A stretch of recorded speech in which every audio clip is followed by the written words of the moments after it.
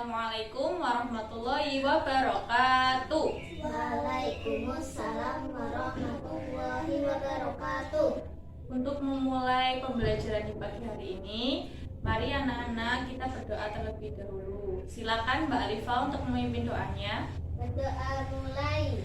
A'udzu billahi minasyaitonir rajim. Bismillahirrahmanirrahim.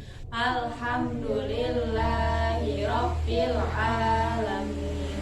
Ar-Rahmanir-Rahim.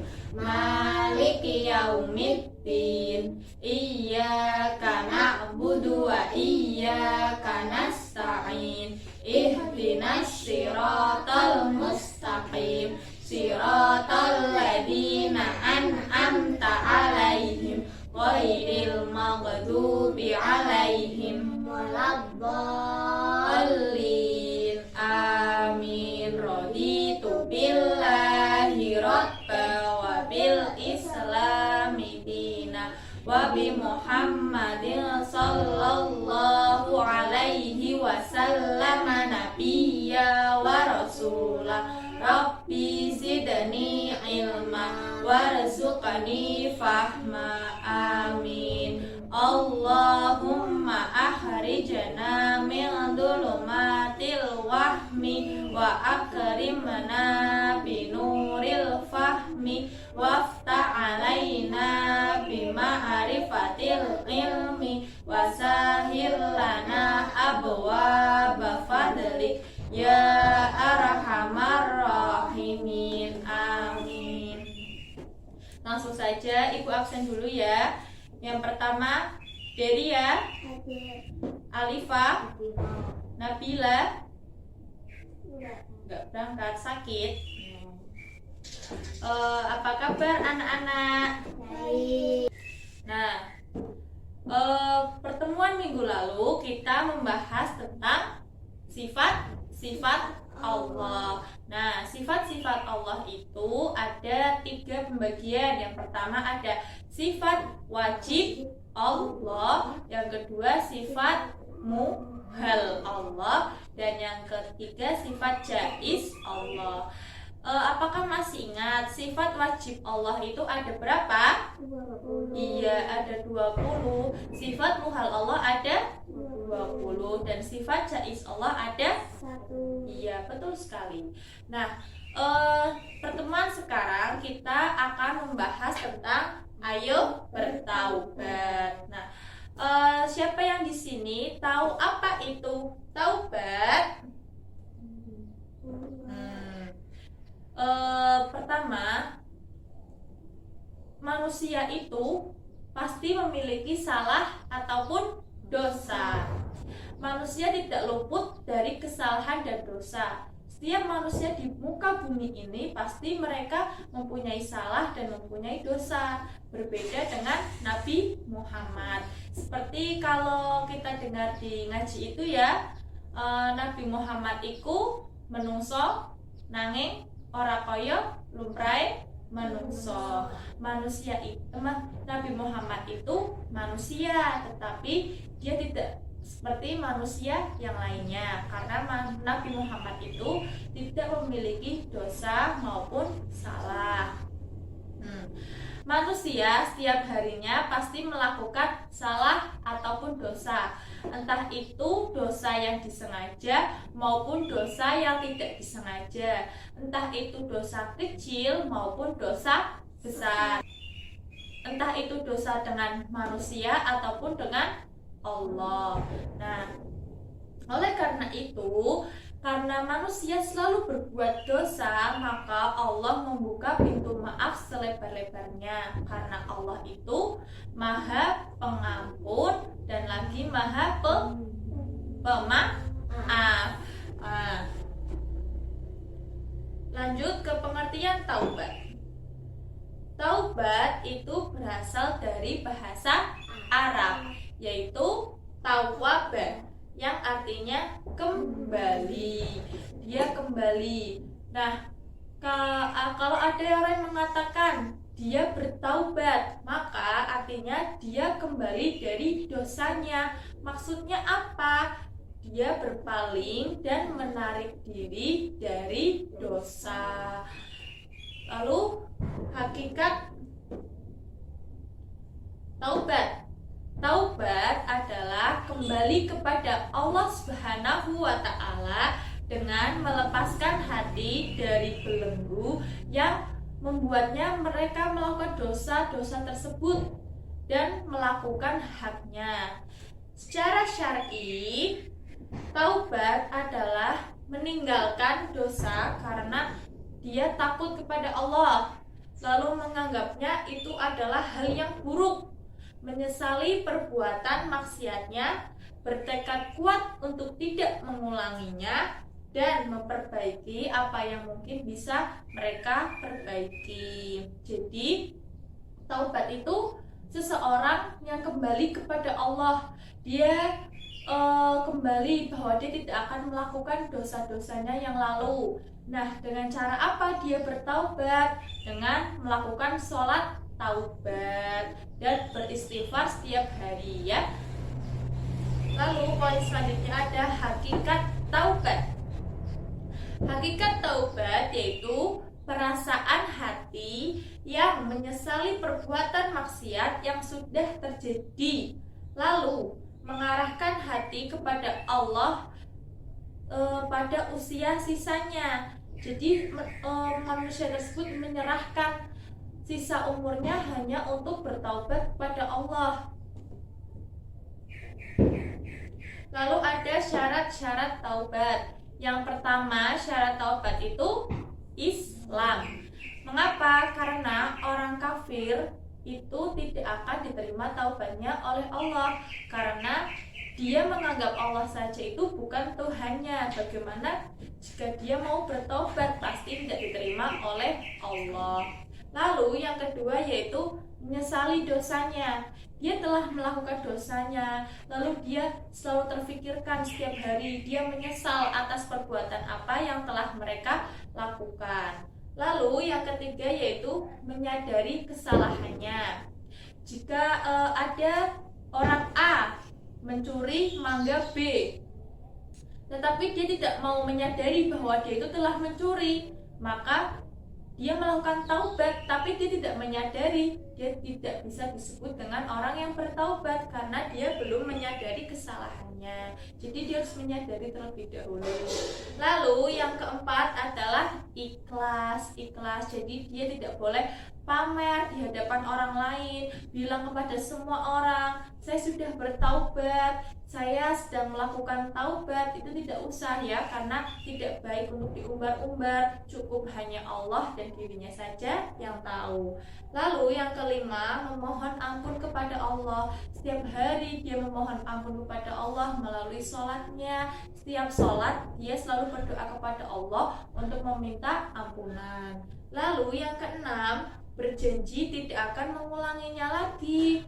Dia telah melakukan kesalahan hari ini, semisal dia melakukan kesalahan yaitu mencuri, lalu dia bertaubat di hari itu juga, dan di hari esoknya dia melakukan kesalahan lagi yaitu mencuri, lalu dia bertaubat lagi, besoknya dia melakukan kesalahan lagi, terus dia bertaubat lagi. Nah, itu tidak bagus karena orang tersebut sama saja mengejek Tuhannya atau mengolok-olok Allah. Lalu yang ketujuh, menutupi kesalahan. Bagaimana sih cara orang bertobat itu menutupi kesalahannya? Dengan cara dia melakukan amal-amal sholih seperti bersedekah, berinfak, menolong orang yang butuhkan bantuan, membantu orang juga yang membutuhkan. Pokoknya dia melakukan hal-hal sifat terpuji. Lalu nomor 8 yaitu masa taubat. Taubat itu memiliki masa. Jika seseorang dalam keadaan sakaratul maut dan nafasnya masih dalam tenggorokan, maka taubatnya diterima. Tetapi jika sudah sampai di atas tenggorokan, maka taubatnya tidak akan diterima. Lalu masa yang kedua yaitu sebelum matahari terbit dari sebelah barat. Karena matahari terbit dari sebelah barat sudah terjadi namanya kiamat. Pada saat itu kiamat terjadi, semua orang kebingungan, mengapa matahari kok terbit dari sebelah barat? Biasanya matahari terbit dari sebelah timur. Nah, manusia ada yang menyadari bahwa akan terjadi kiamat. Lalu dia memohon ampun kepada Allah, ya Allah, saya mau bertaubat. Tetapi taubatnya itu tidak akan diterima oleh Allah karena sudah terlambat. Lalu yang kesembilan, memperbanyak istighfar. Memperbanyak istighfar seperti Rasulullah setiap harinya membaca istighfar lebih dari 100 kali. Rasulullah saja yang tidak memiliki dosa selalu membaca istighfar, sedangkan kita yang memiliki dosa setiap harinya kita tidak pernah beristighfar. Lalu yang ke-10 yaitu menebus dosa. Maksudnya apa? Jika kita mencuri sesuatu terhadap orang, lalu kita segera meminta maaf terhadap orang tersebut. Semisal orang tersebut tidak mau memaafkan, dia bilang, iya tak maafkan, tapi ada syaratnya, harus membayar si yang kamu mencuri itu. Semisal kamu mencuri mangga, ya kamu harus mencarikan mangga untuk saya. Maka si pencuri itu wajib mencarikan mangga yang telah dicurinya. Lalu kedudukan taubat. Menurut Ibnu Qayyim, kedudukan taubat adalah kedudukan yang pertama, pertengahan, dan terakhir. Hamba yang meniti jalan menuju Rabb-Nya tidak akan menjauhinya atau jalan tersebut dan selalu menetapinya sampai mati. Lalu taubat itu hukumnya wajib. Terdapat pada surat At-Tahrim ayat 8. Ayo dibaca bersama-sama. A'udzu billahi minasyaitonir rajim. Bismillahirrahmanirrahim. Ya ayyuhalladzina amanu tubu ilallahi taubatan nasuha. Artinya, hai orang-orang yang beriman, bertaubatlah kepada Allah dengan taubatan nasuha. Taubat nasuha itu taubat yang semurni-murninya taubat. Dia benar-benar tidak mau melakukan kesalahannya, tidak mau mengulangi kesalahannya lagi. Kalau kita kan taubatnya taubat sambel ya. Misal kita hari ini makan sambel pedes, terus kita minum lagi. Lah setelah pedesnya hilang, kita makan sambal lagi. Berarti ketika kita melakukan kesalahan, setelah kita menyadari bahwa kita melakukan kesalahan, lalu kita melakukan kesalahannya lagi, itu disebut dengan taubat sambal. Seperti tadi ya, tidak boleh karena sama saja mengejek Tuhannya.